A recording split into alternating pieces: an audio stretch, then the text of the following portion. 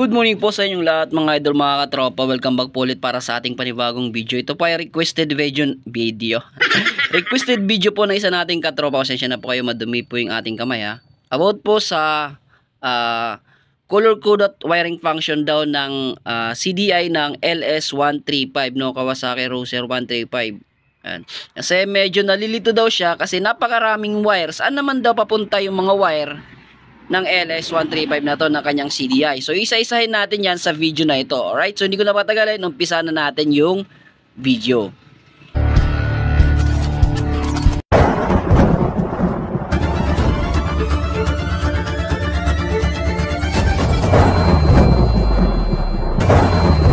So yung mga idol, umpisahan po natin dito sa part na ito, sa box na ito na kulay red, no? Sa part ng ating CDI na kulay red, no? Kaya nang sabi ko, pasensya na po sa kamay natin, medyo madumi. Pero sana masundan nyo yung ginagawa natin dito sa ating video. So umpisahan natin dito sa kulay orange mga idol. Saan nga ba papunta po yung kulay orange, no? At ano po yung tawag sa kulay orange na yan? So yung kulay orange na ito mga idol, na mayroon po siyang guhit na black, yan po ay auto choke mga idol. Pupunta po siya dito. Yan, inuulit ko, pasensya na po sa ating kamay, medyo madumi. Ayan. Ayan o, nakikita nyo, orange po yan mga idol, medyo kupas lang pero orange po yung isang yan. Papunta po siya dito sa ating tinatawag na auto choke. Yan po, orange po yan mga idol. Ayan. Okay? So, dito po yan, yung orange na to, auto choke, papunta po sa ating karburador. Dito. Okay? So, okay na tayo dito sa isa mga idol. Next tayo dito sa black na may guhit na white. Ayan, nagpi-feed out. Sorry. Ayan, so sana nakikita nyo ito. Itong part na to, black siya na may guhit na white. Saan papunta po yan? Papunta po yan sa tinatawag nating temperature sensor mga idol. Ito po yun, oh. Ito yun. Ayan. Black yan na may guhit na white. Sana nakikita. Yun. Sensya na sa kamay natin mga idol, madumi. Sorry, may ginawa tayo eh. Yun. So auto choke, temperature sensor mga idol, yung black na may guhit na white. Tapos yung orange na may guhit na red ay black. Ayan oh, may guhit siya eh. Ayan. Yan po ay auto choke. Alright? Temperature sensor, yung black, tapos ito orange, auto choke. Okay? So dito naman po tayo sa isa kasi apat po sila dito sa isang CDI, sa isang group na ito. No, meron po ditong black na may guhit na yellow. So yan po ay ground mga idol. Ground po siya. Ayan. So next tayo dito sa susunod na part. Okay? Okay na tayo dito. Ay ito pa pala. Sorry. Itong isa. Ayan. So ito pa palang isa mga idol, no. Ito po ay kulay gray siya na may guhit na white. Ayan. So saan nga papunta yung gray na may guhit na white? Papunta naman niya si tinatawag nating, sana yun, hilain ko. Ayan. So tinanggal ko na po siya. Ito po yun, oh.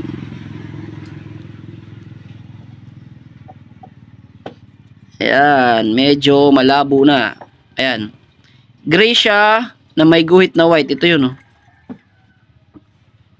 Yan, itong part na ito, gray na may guhit na white.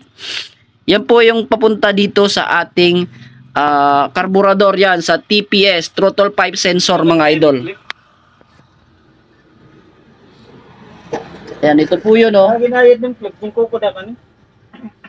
So, ito po yung mga idol, oh. TPS. Ito po yun. Dito po to naka-insert mga idol, no, sa TPS na to. Okay, dito po yung sa ating karburador.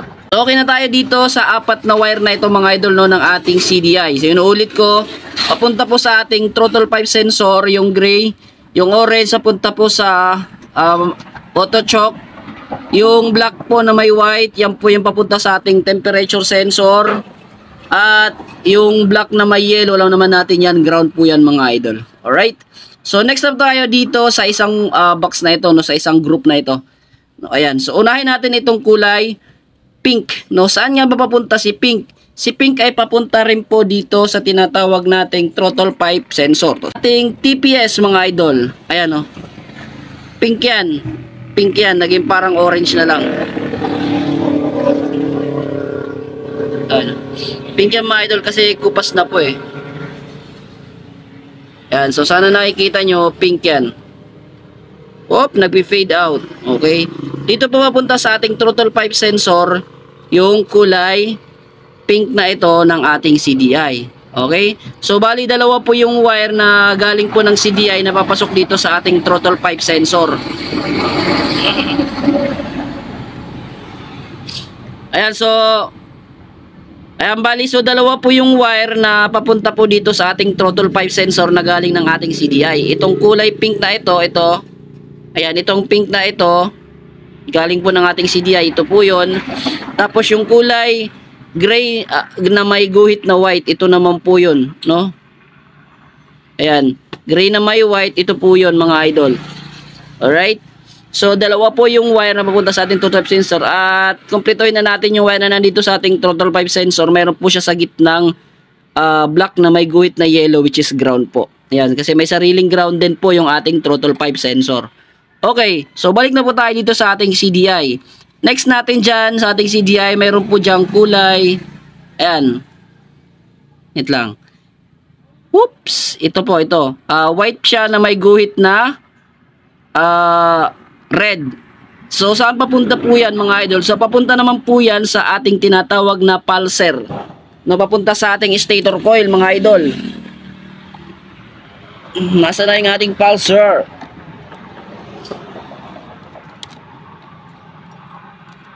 Yun mga idol, oh. Dito pala. Yan. So ito po yung ating pulser mga idol, no? Ayan. White siya na may guhit na red. Okay? Ito po yung ating pulser. Okay? Positive po yan ng ating pulser. Okay? At nandito po siya sa ating CDI. Ayan. Tapos next naman natin dyan mga idol yung kulay black na may guhit na yellow. So alam sa natin yan, ground po yan mga idol. Black na may yellow, ground po siya. Tapos next natin yung pinakahuling wire na nandito, ito po yung black na may gray siya na may guhit na red. Saan po papunta yung gray na may guhit na red? Papunta po siya ng auto choke mga idol. Ayan o. So, sana nakikita nyo siya. Ayan, gray siya na may guhit na red. Papunta siya dyan sa ating auto choke. Pero pag tumawid po siya sa kabilang wire ng ating auto choke ay nagiging black po siya. Ayan o, iba yung kulay. Same as dito sa kabila. Nag-iiba yung kulay pag tatawid ng auto choke. Ayan, may depende po yan sa karburador o sa kung anong karburador yung, kung replacement pa ba yan o original na kasi magkakaiba na talaga yung wire. Pero pansinin nyo na lang mga idol na yung gray na may red ay papunta sa auto choke tapos yung kulay orange na may guhit na black. May guhit eh, yun o. Black. Alright, so okay na po tayo dito po sa 8 wire na ito ng ating CDI. So next naman natin itong nag-iisang sakit na ito rito. No, yung dalawang wire. Saan nga ba papunta yan? So nabanggit na natin lahat. Itong dalawa naman po ito ay papunta sa ating ignition coil. Ito na po yung maglalabas ng kuryente ng CDI na isusupply niya sa ating ignition coil at ilalabas na ignition coil yung kuryente papunta na sa spark plug. Ayan, so bakit dalawa po yung ating wire dito sa part na ito? Kasi dalawa po yung ating ignition coil ng ating Roser 135. Isa po dito mga idol at isa po dito sa kabila. Ayan, kaya dalawa po yung ignition coil ng ating LS135. So pwede nga ba yan magkapalit? Pwede yan kasi under pa rin yan kasi supply po yan papunta dito sa ating ignition coil. Ayan, so dito po nakapwesto yung black sa kanya. Andito naman yung black na may red. So dumidepende po yan kung saan papunta po yung wire ng iyong ignition coil. Basta itong dalawang to mga idol, ignition coil po yan. Alright. So idagdag ko lang po mga idol para mas klaro lang po sa inyong lahat no? Kasi ito pong gray na may guhit na red, gaya sabi ko kanina, papunta po siya dito sa auto choke. Pero mayroon pa po yung wire na connection na papunta dito sa ating kill switch. Ayan. Okay. So, pag naghihiwalay po yan mga idol ay hindi po aandar yung ating motor. Ayan, correct me if I am wrong. English yon mga idol, no? Pag nagdidikit po yan, saka lang po aandar yung ating motor. Inuulit ko, pag magkahiwalay po yung wire dito sa part na ito ay hindi aandar ng ating motor. Ano nga ba yung karugtong naman na wire na naandito sa ating kill switch, no? Yung gray na may guhit na red papunta dito sa isang ating kill switch, tapos yung karugtong na wire dyan mga idol ay blue siya na may guhit na dito yun eh. Ayan, ito. Blue siya na may guhit na gray, mga idol. Blue na may guhit na gray, yun po yung isang wire na andito, no? Karugtong po ng ating kill switch. So, bali, gray siya na may guhit na red, tapos blue na may guhit na gray. Sila po yung dapat magdikit para umandar po yung ating motor. Tapos pag magkahiwalay po sila ay hindi po aandar. Alright?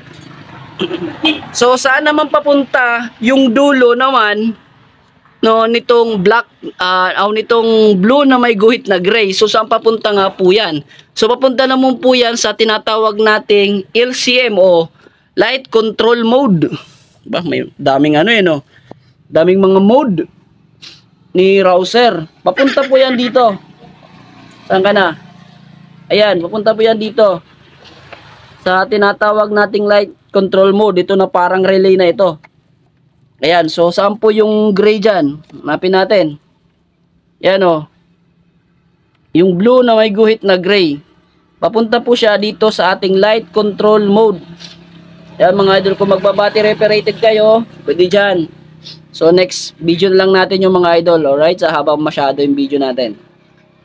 Okay? So yun, no, review ko lang para mas madali tayo. Umpisa natin dito sa dulo.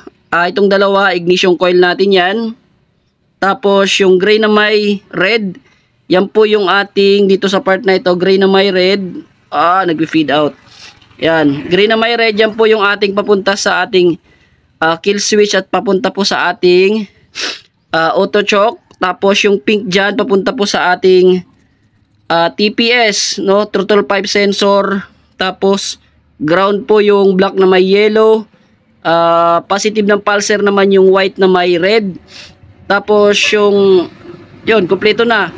Okay, then next tayo dito sa kabila, black na may yellow, ground, temperature sensor yung black na may white. Tapos yung orange na may guhit na red papunta po sa ating auto choke. Tapos itong gray na may guhit na white papunta po sa ating TPS. Yun. So yun po yung mga wire at wiring function ng ating LS135 na CDI mga idol. So sana sa video na ginawa natin na may nakuha kayong tips at kalaman sa video na ito. Alright, so dito lang muna tayo. Peace out muna mga tropa. Bye bye!